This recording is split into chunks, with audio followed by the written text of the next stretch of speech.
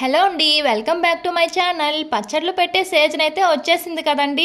మరి వచ్చినా రాకపోయినా ఎలాగోలా పచ్చళ్ళు అయితే ట్రై చేసేస్తాం పెట్టడం. నేను ఫస్ట్ టైం అయితే టమాటా పికిల్ అయితే పెట్టా. ఫస్ట్ టైం చేసినా కూడా అద్భుతంగా వచ్చిందండి, చాలా టేస్టీగా అయితే వచ్చింది.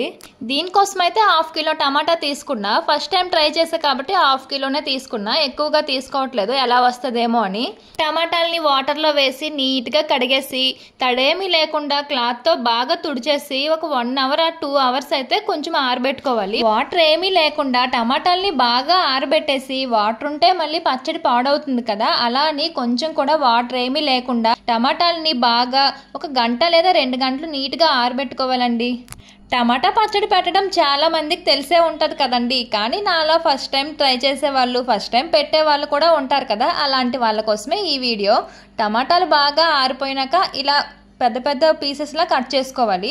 ఒక టమాటాని 4 లేదా 6 పీసెస్గా కట్ చేసుకుంటే సరిపోతుంది, మరీ చిన్నగా కూడా కట్ చేయకూడదు.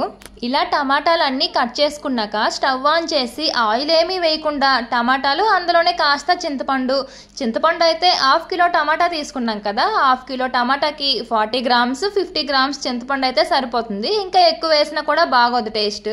మూత పెట్టేసి కాస్త టమాటా మగ్గాయి అంటే మూత తీసేసి ఇంకా మూత పెట్టకుండా అలా వాటర్ అంతా పోయే వరకు అలా ఫ్రై చేస్తూనే ఉండాలి. టమాటాలు చింతపండు 2 బాగా కలిసి బాగా మగ్గిపోవాలండి. అలా మగ్గిపోయాక స్టవ్ ఆఫ్ చేసి ఆ టమాటా పేస్ట్ అంతా మిక్సీలోకి వేసుకోవడమే. మిక్సీలో 50 గ్రామ్స్ వెల్లుల్లి, 50 గ్రామ్స్ సాల్ట్, ఇంకా కారం అన్నీ సేమ్ ఈక్వల్ క్వాంటిటీలో వేసుకోవాలన్నమాట. నెక్స్ట్ 1 స్పూన్ అయితే పసుపు వేసుకుంటే సరిపోతుంది. హాఫ్ కిలో టమాటా కాబట్టి 1 స్పూన్ పసుపు అయితే సరిపోతుంది. తరువాత అయితే మెంతులు, ఆవాలు 2 కలిపి బాగా ఫ్రై చేసుకొని పౌడర్లా చేసుకున్నాక ఒక 2 స్పూన్స్ అయితే వేసుకున్నా అండి. మెంతులు ఆవాలు లేని పచ్చడి అంటూ ఉండదు కదండి. ఇంకా అన్నీ కలిపి బాగా మిక్సీ చేసుకోవడమే అండి. మధ్యలో సాల్ట్ సరిపోయిందో లేదో చూసుకొని, సాల్ట్ సరిపోకపోతే వేసి మళ్ళీ బాగా మిక్సీ చేసేసి మెత్తని పేస్ట్లా అయితే అయిపోవాలి మొత్తం కలిసేలా. ఈలోగా స్టవ్ ఆన్ చేసి తాలింపు అయితే పెట్టుకుందాం పచ్చడికి. తర్వాత 1 కప్పు ఆయిల్ వేసేసి, గ్రామ్స్లో చెప్పాలి అంటే 200 గ్రామ్స్ అయినా 300 గ్రామ్స్ అయినా వేసుకొని, ఆయిల్ ఎక్కువ ఉంటేనే కదా పచ్చడి కూడా ఎక్కువ కాలం నిల్వ ఉండేది, పచ్చడి పాడవద్దు తొందరగా. ఆయిల్ వేసుకున్నాక ఆయిల్ కొంచెం వేడయింది అంటే 1 స్పూన్ ఆవాలు, 1 స్పూన్ జీలకర్ర, నెక్స్ట్ శనగపప్పు, మినపప్పు ఒక్కొక్క స్పూన్ వేసుకొని, వెల్లుల్లి రెమ్మలు అయితే కొన్ని వేసుకోవాలి. అందులోనే కరివేపాకు, ఎండుమిర్చి కూడా వేసుకోవాలి, మర్చిపోవద్దు. నేనైతే మర్చిపోయా, నెక్స్ట్ వేసుకున్న తర్వాత. మీరు ఆయిల్లోనే ఎండుమిర్చి వేసి బాగా ఫ్రై చేస్తే వాటి ఫ్లేవర్ చాలా బాగుంటుందండి పచ్చడికైతే. అందులోనే కాస్త ఇంగువ వేసుకొని అన్నీ బాగా కలిపేసి ఫ్రై అయిపోయినాక మిక్సీ చేసిన పచ్చడిని తీసుకెళ్ళి ఆయిల్లో వేసేయడమే. ఆయిల్లో వేసుకున్నాక అంతా బాగా కలిసేలా బాగా నీట్గా కలుపుకోవాలండి. పచ్చడి అంతటికి ఆయిల్ బాగా పట్టాలి.